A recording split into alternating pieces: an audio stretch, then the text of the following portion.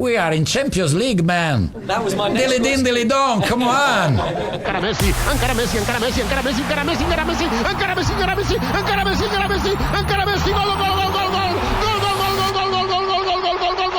Into Sheringham, and Solskjaer has won it!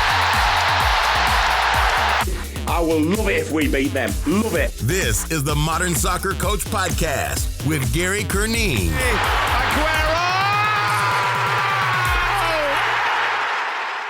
Hello, welcome to the Modern Soccer Coach Podcast. My name is Gary Curneen. Joining me in this episode is Kieran Smith. Kieran is an A-licensed coach, expert in Spanish coaching and training methodology. He's done extensive work in coach education with books, webinars, club visits, has a great online presence as well, excellent reputation amongst coaches. Really excited to get him on. Our topic is an aspect of the game that has become a talking point amongst coaches in recent times, and that is rondos. What specifically are they? Where should they be implemented? How should they be used and progressed? What are the mistakes that some coaches make both in their thinking and in their sessions? We've got this coming up and an awful lot of great insight about coach education in general. Love this chat with Kieran. This podcast is brought to you by Total Football Analysis magazine, helping players, coaches, analysts and football fans all over the world by taking difficult tactical concepts from the top level of the game and breaking them down into easy to understand explanations. Each month you'll get over 100 pages of pure tactical analysis and coaching, covering topics from all over the world, including the Premier League, Serie A, La Liga, Ligue, Eredivisie and the MLS and many more. Highly commended by people in the professional game and grassroots. This is a digital magazine that hits the mark no matter what your level of understanding is. To get 10% off your subscription to Total Football Analysis magazine, head over to totalfootballanalysis.com/magazine and choose the latest magazine. By becoming an annual subscriber, you'll get at least 2 editions free over the course of your 12 months, an exclusive newsletter with analysis that only goes to annual subscribers, and an invite to their private Facebook group where you can interact with analysts and continue your learning. Simply choose the annual subscription offer and then the discount code Modern Soccer Coach, all one word, at the checkout to receive your 10% off in the month of January. Total Football Analysis magazine. You'll never look at a game of soccer the same way again. I've read their first 2 magazines and it's absolutely phenomenal. Great level of detail. It takes me about a week to get through it. It's usually 1 article a day. I try to get through. It's absolutely brilliant. So highly recommend coaches get on that. The analysis, the diagrams, the pictures, the way they break it down is absolutely phenomenal. So highly recommend Total Football Analysis magazine. Really appreciate them teaming up with us for this episode of the Modern Soccer Coach Podcast. So Kieran Smith, RONDO'S, let me know what you think. Excited to keep this conversation going. I'm sure you'll have opinions on it. Let me know. At Gary Curneen at Twitter, at Gary Curneen on Instagram. Here he is. Enjoy. Kieran, thanks so much for joining me tonight. Your time for the Modern Soccer Coach Podcast. Excited to get you on. It's been a long time coming, but that's after my social media hiatus and everything else going on, but it's good to be finally on. You know, obviously, having known you probably digitally for a long time, especially with your presentations with Inspire. And one of them, you said that you spent 7 to 8 years watching Spanish training methodology. Just very curious to see what drew you to that culture, because it was at a time before Spanish football was as cool as what it is now. Yeah, it definitely was. I mean, I think I got the Spanish football bug very, very early. I had family who used to live over in Mallorca. My gran moved over there when I was about 4 or 5, so every summer holiday we went over there. And oddly enough, I think I was 12 or 13. I was just playing with, it was like tourists versus locals, just in a local pitch, and one of the Real Mallorca scouts seen me and asked me to go for a trial and stuff like that. And then when I went to the trial, it was like a game. It was like a game I'd never played before, like in terms of the way that they played, and it was a lot more technical and that sort of thing. And and that suited my style as a young player, and I just kind of became fascinated with it from there. And I'd always, as I said, because I had that kind of connection with my gran and my aunt, and my aunt's husband, my uncle, he's from Mallorca. I always had that kind of Spanish connection. And then when I started coaching, one of the big turning moments, I went over to I think it was 2007.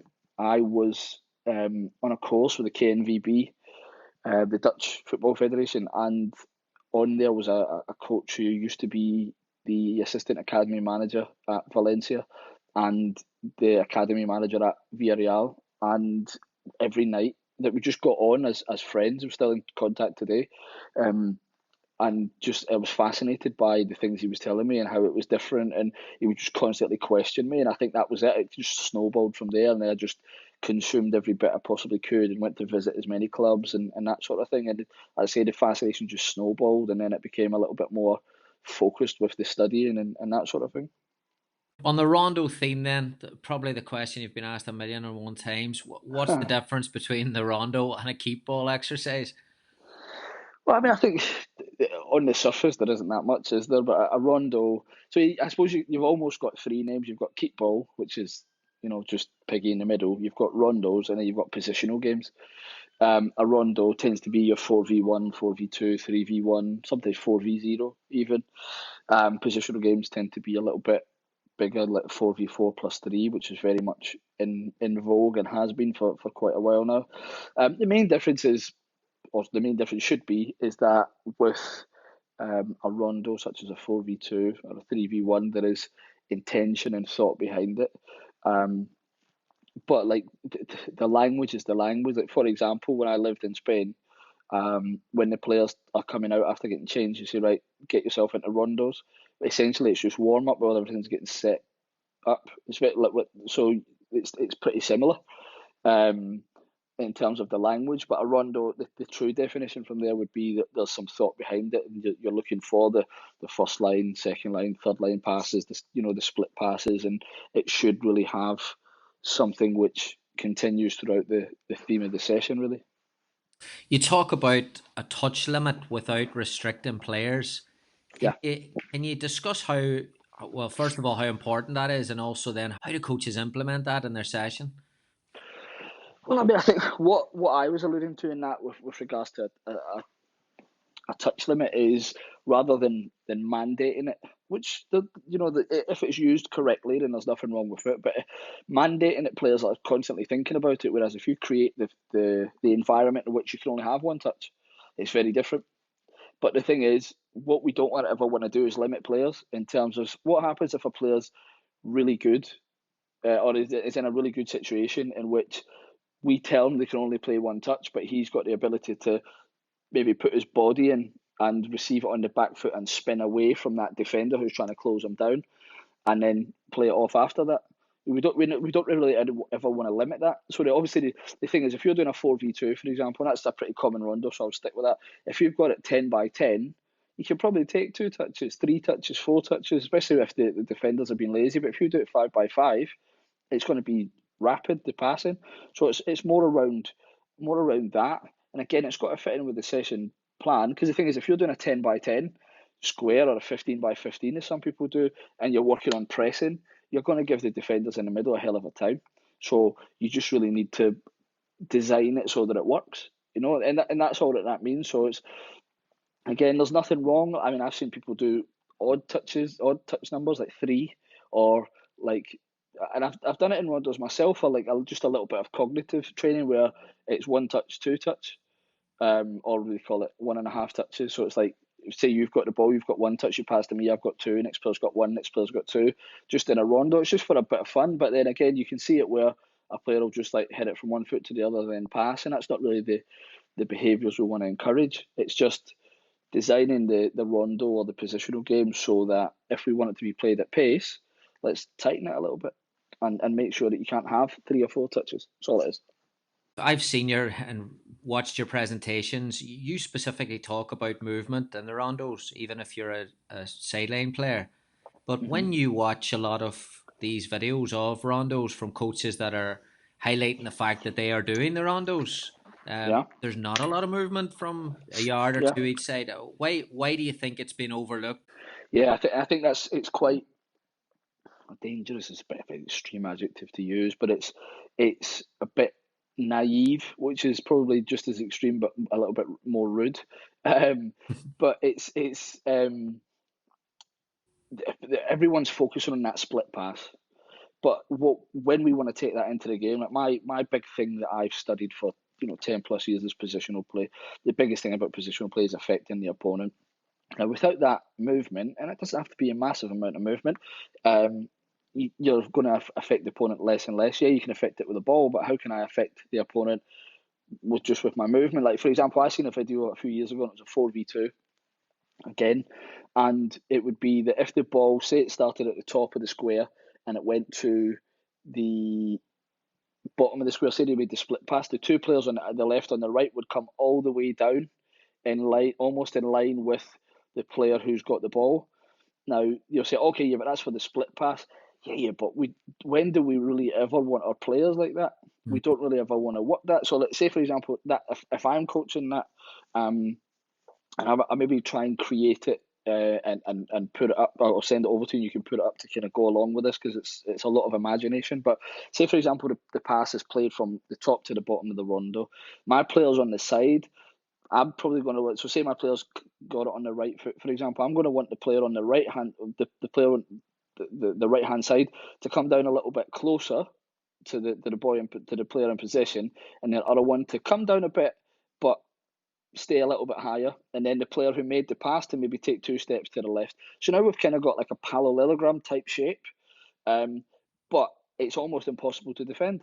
So you're affecting. So the one player is come close, so you're going to drag that defender, because that defender thinks, oh, that's a really easy pass, I'm going to block that. When that player comes to block that, you've got that split pass straight through the middle, which is great. But on the other side, we don't need the other player to come all the way down. We need them to come closer, but stay out a little bit, because then that gives that defender a problem. He can't come in and close that split pass because he knows the pass can go straight over to the left. But if he stays out in the left, he knows a split pass can be made. So now that's exactly what we're trying to create in the game. We're trying to create problems for the defender. So even though when a pass is made, it might be 2 steps to the left, 2 steps to the right, but you need to realise that if I'm getting it on the right hand, if my teammate's getting on the right hand side and I'm the closest person, I need to come closer. But if I'm on the opposite, I have to stay away. So, and then that constantly changes and moves and is quite fluid as the ball's being played. And again, because that's exactly what we see when we go into the match. And it doesn't need to, as I say, it doesn't need to be excessive movement, but you can't overlook this movement. It just doesn't make sense. And again, going to the one that's very much in vogue, the 4v4 plus 3, you can stay static, but you might have to move 2 or 3 feet. You might have to take a step back so that you can receive it, so that you can play it. So you can't overlook the movement, because we don't stand still. It's not table football we're playing. It's real football, and things move and there's variables. So you need to coach that if you expect it from your players. Can you talk us through the differences in first, second, and third line passes? Yeah, so a first line pass is a pass that goes to a teammate without affecting the opponent. So say, for example, the other side of the grid or the space or the circle, whatever it may be, if you're standing to my left or to my right and I pass it to you just to get rid of the ball, that's a first line pass. Usually we use it to set the opposition in motion coming towards us. Then a second line pass is almost like a sideways pass, but goes past an opposition player.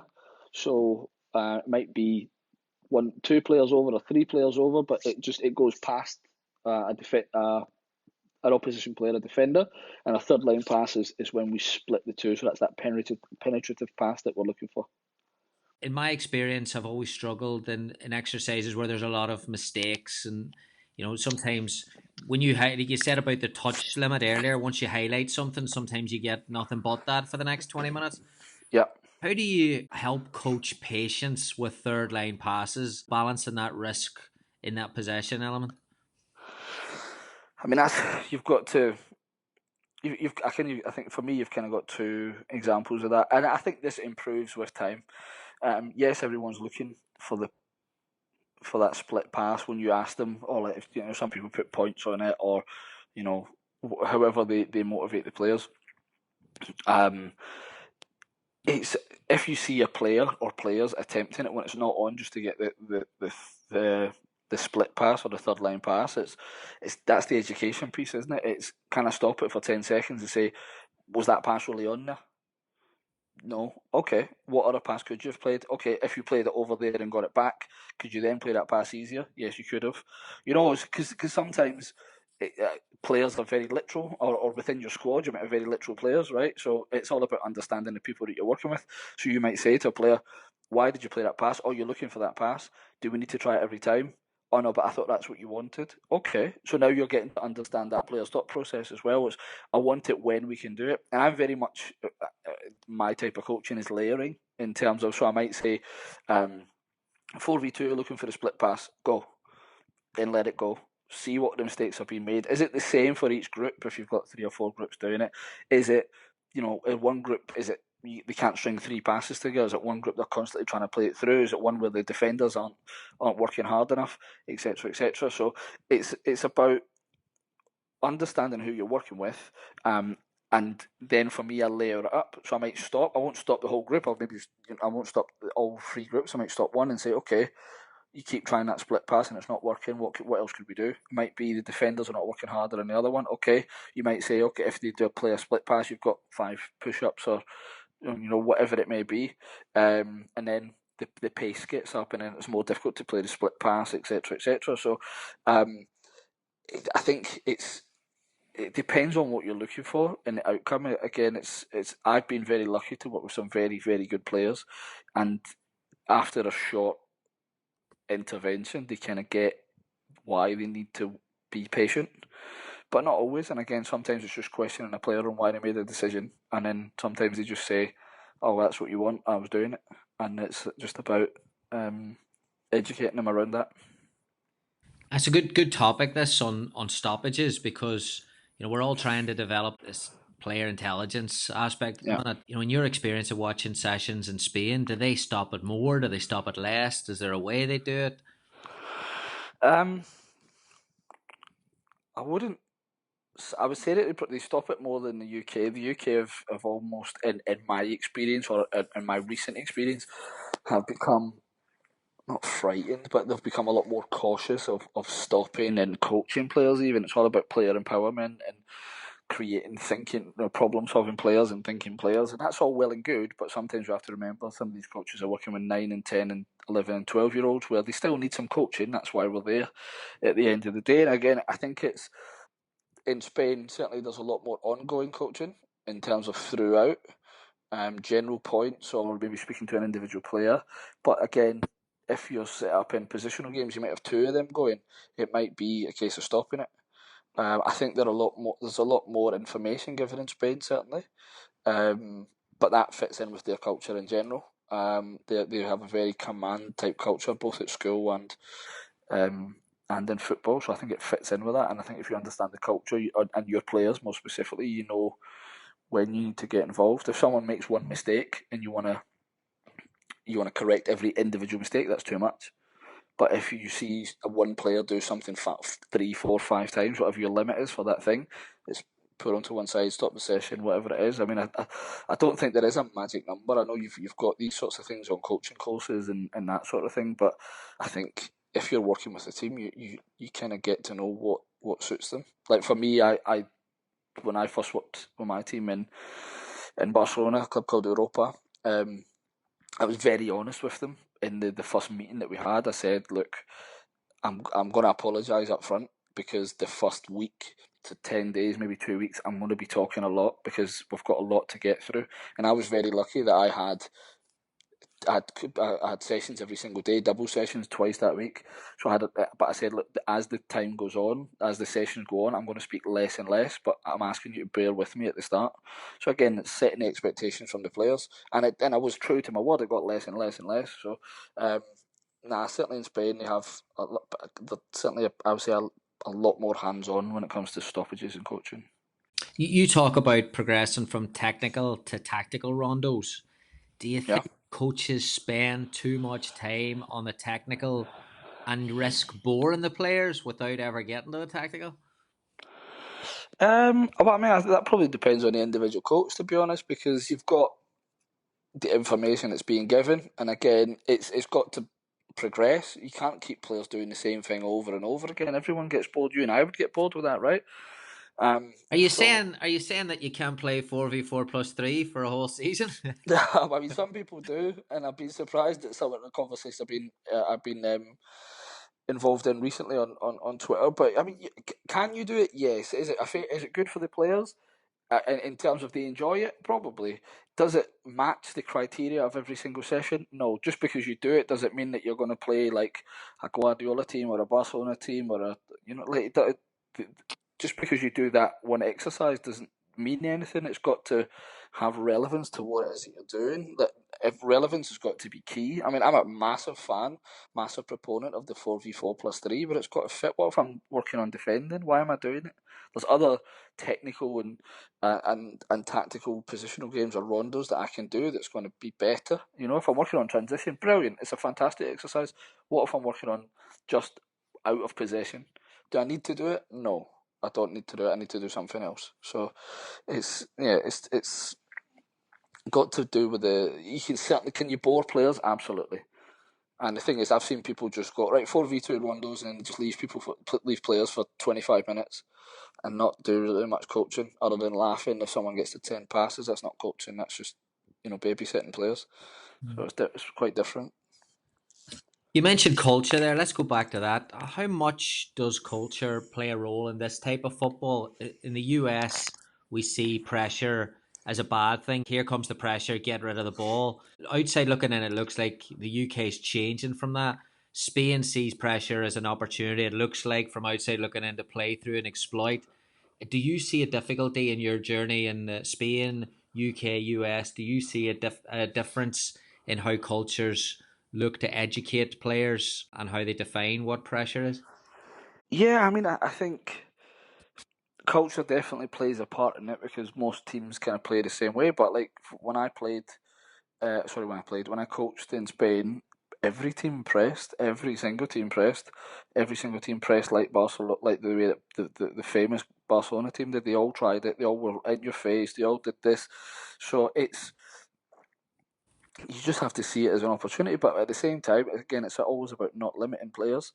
Like if you're constantly passing the ball out and losing it, doing the same thing, something has to change. You have to adapt, and that doesn't mean you have to go and punt the ball long every time. Although you may choose to do that, that might be what you want to give your defenders a bit of a cognitive rest. Do you know what I mean? Like rather because no defenders like losing the ball all the time that close to goal. So, but you have to solve that problem with the pressure. Like obviously, the stereotype, or certainly what I've seen in my limited time in the US, is teams just want to win, so they'll put big, fast, strong players up top, try and rob the ball, try and get possession, and then score.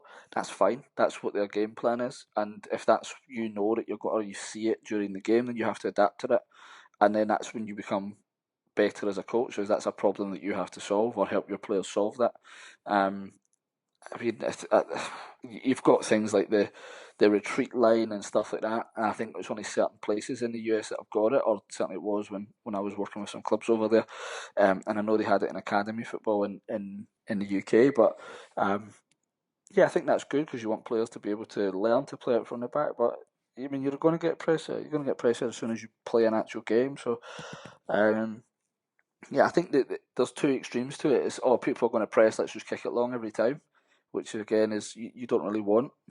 Or I'm going to play it from the back the same way, in spite of the fact that I'm going to be pressed and lose the ball every single time. That's two extremes, but it's the same outcome in terms of players are not going to learn. So I think you just have to be careful of that. You mentioned earlier, just a couple of questions ago, about having a laugh whenever someone got 10 passes and said that was babysitting. Heard a great, they were talking just at the end of the Martin O'Neill era. The Irish journalists were criticising how they went to watch the national team and they were laughing and joking during their rondos. They said that Manchester City, it's everything they do is super serious. Can you talk about the mental focus that you need to play this style of football? And do you think that in order to do that, it needs to be that type of mentality or that type of culture where it's, the boots are on, let's get serious? Yeah, well, I mean, I think I didn't see the rondos in question, but I think you've got a rondo as a warm up, which should be a bit of fun because the players are getting together and they're just getting out and they're just warming up and it's that. But when it comes time to work, it's time to work, right? And that's what we need. And there should be, in my opinion, there should be a marked difference between that 8 versus 2 warm up and going into the rondo, the positional game for the session. That doesn't mean that you can't have fun, but at that point you're training. You should have a role and a responsibility within that rondo. You should understand, or positional game. You should understand what that means for you, if your teammate gets the ball. What does that mean for me if I've got it? What should they be doing? You can be good and you can be bad at rondos, right? It's not just keeping the ball. You can understand when to move, as we discussed earlier. You can understand, right, I'm just going to put my foot on the ball for a second if the defenders are not coming, and quickly move it, or whatever it may be, right? There's a million and one different things that go on in it, whether it's a 4v2, 4v4 plus 3. It doesn't really matter. It's you've just got to have that marked mindset between doing really well and having a bit of fun. There's nothing wrong with it. You've worked with a lot of coaches and a lot of clubs. Where do you think coaches get it wrong when it comes to implementing rondos into their training sessions? I think the biggest thing is something we've already touched on is just implementing them for the sake of implementing them and not really knowing why they're doing it. I mean, I think the biggest things with any exercise is, oh, that looks good on social media, or that looks, that's a Guardiola, that's a Mourinho, that's a Sarri is the new one that everyone's after, that's a Bielsa drill exercise, whatever it is. I mean, that doesn't matter. Does it fit in with what you're doing in terms of your overall scheme? There's nothing wrong with doing these exercises. I'm sure there isn't from an individual exercise point of view. But us as coaches, we've got to do it. You've got to know what you're looking for when you do a rondo, which I would still say 75% of people don't. I would say that it's got to, you've got to be able to progress it, which 75 to 80% of people don't know how to do. You've got to know how to take that exercise, layer it, put it onto another exercise, and then what you're looking for when it comes to your small-sided game or your phase of play, which again 75% of people don't really understand what to do. And it's not. I think it's more. It's just an education piece. People want to go, okay, I've got this session plan. I'm going to do this. But what does that mean? What are we coaching? What do I know what I'm looking for? And we've all done it. I've certainly done it when I first started coaching. It's like this is so and so's drill. I'm going to do this, and it might look lovely, but I've not really coached anything. I've not really done anything. I might go from doing a possession exercise to a counter-attacking exercise to a finishing exercise. But it's if we're truly trying to coach and look at long-term coach development as well as player development, it's how does this fit into the bigger picture?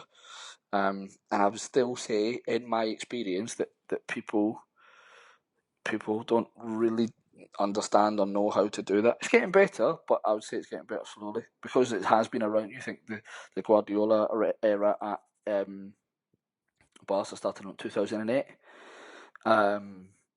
and people are still mesmerised by it, but they're mesmerised by videos of people keeping possession. They're not really looking at the coaching points quite the same. And like you say, you've seen videos yourself where people are not working on movement or not working on anything other than keep the ball, which is a shame. I mean, well, what's the first step in this education piece? Because if you go through philosophy, and I've done this with the mentorship program, you bring 20 people together and you say, all right, well, let's work on our philosophy or our model play. Well, you get 20 very, very idealistic football, which then it's all copy, paste, pep. So if philosophy isn't the start of it, or is it the start of it, what is? Yeah, I would very similar to Simon Sinek's why am I doing this? And if this is something I truly wholeheartedly believe in, I need to make sure I've got as much education on it as possible. I need to know everything I possibly can. And that's different for different people because everyone's at a different stage in their learning or whatever it is. But you have to reflect and say, honestly, truly, what is it that I don't know? What am I not picking up? Can you record it? One of the biggest things I implemented after probably about 3 years of coaching was genuinely evaluating myself after each session. and be like, did that actually go as well? I've just moved house, but I had notepad upon notepad of sessions, and then the next page was evaluation. I had about 25 of them. And my missus was going absolutely mental because we're moving to a modern house with no storage space. So she was like, you need to throw these away, which I got rid of a lot of stuff, but these are from like 2010, 2011. Just evaluating, did this go? And then when you get that when you do that evaluation, okay, so this bit was missing. How do I build on that? Where do I get? Who's got that information?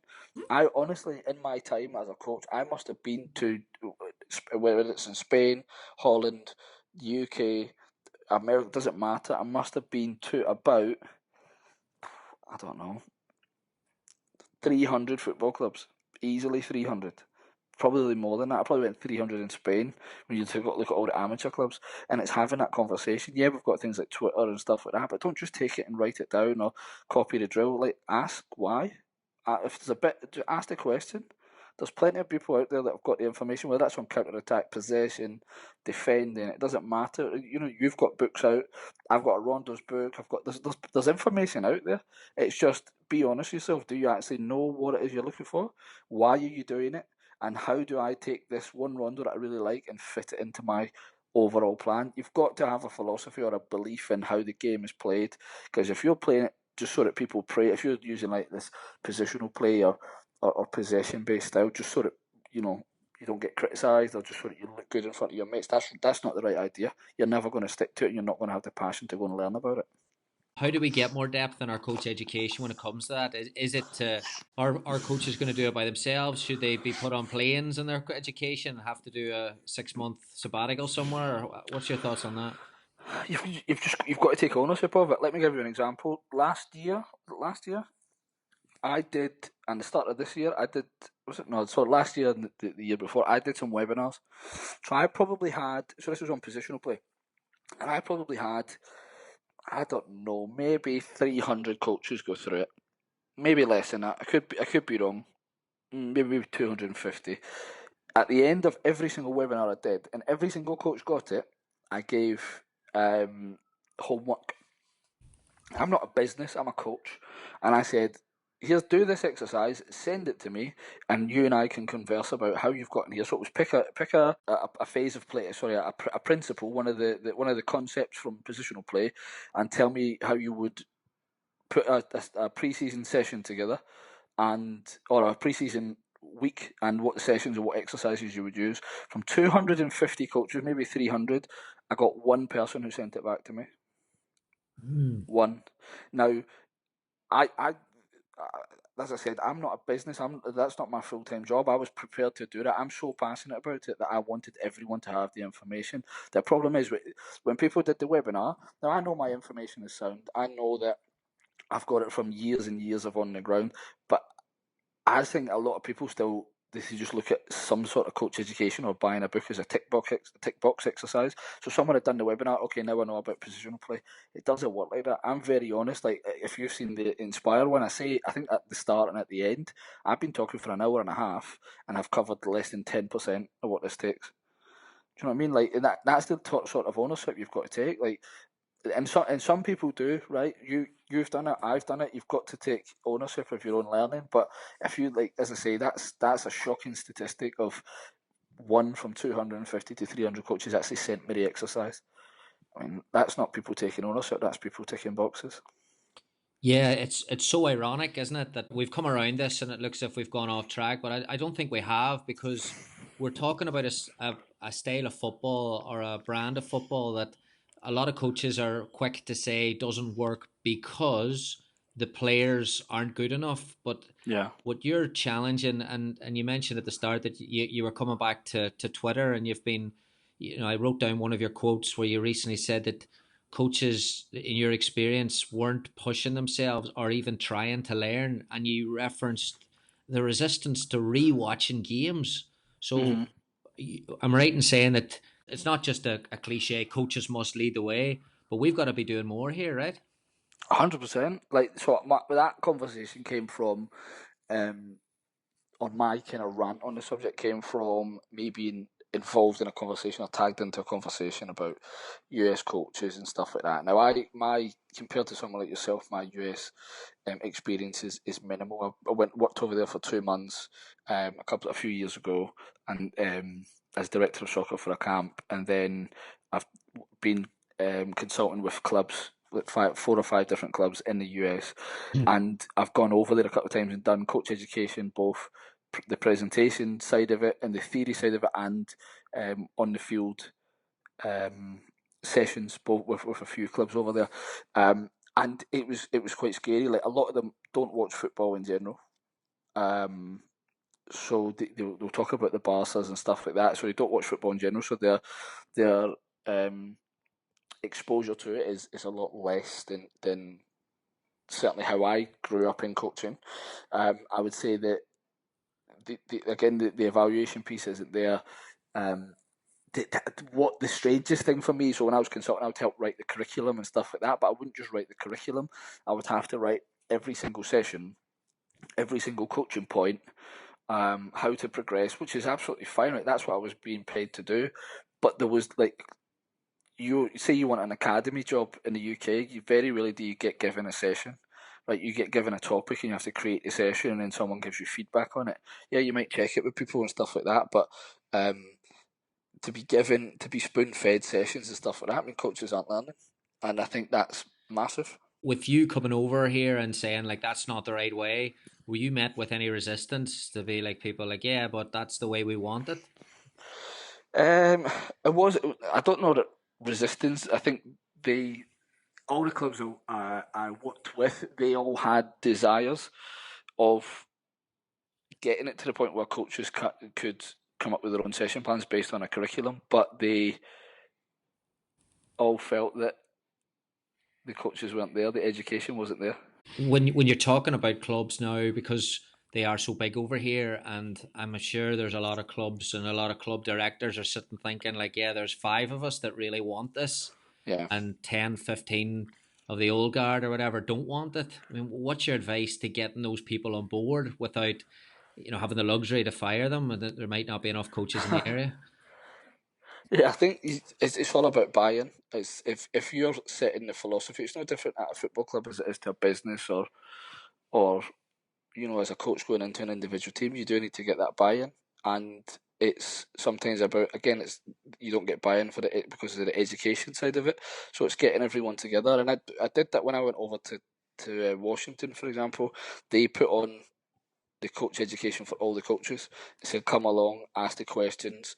The club put it on. They gave them every opportunity, and I think before it even you've just got to get everybody's buy-in, and it's almost a case of you've got, if this is what we're doing, why don't you agree with it? Let's chat about it, because you can't really force people to be passionate about it. You've just got to get the buy-in and show them why. And if you just tell someone to do something, it's different from letting them understand why you want it done like this and why they should do it. So it's an explanation thing. The Spain team that was criticised in the World Cup, too much possession, not enough penetration. What's your thoughts on this? Yeah, I think that's right. I mean, I think obviously they had a very difficult start to the World Cup because they fired the manager and stuff, but I think that's a criticism of a lot of different teams who just focus on possession. Youth teams, professional teams, everyone. I think it's just one of those things where if you lose your train of why you're doing it, it's very easy to get caught in a cycle of just keeping the ball.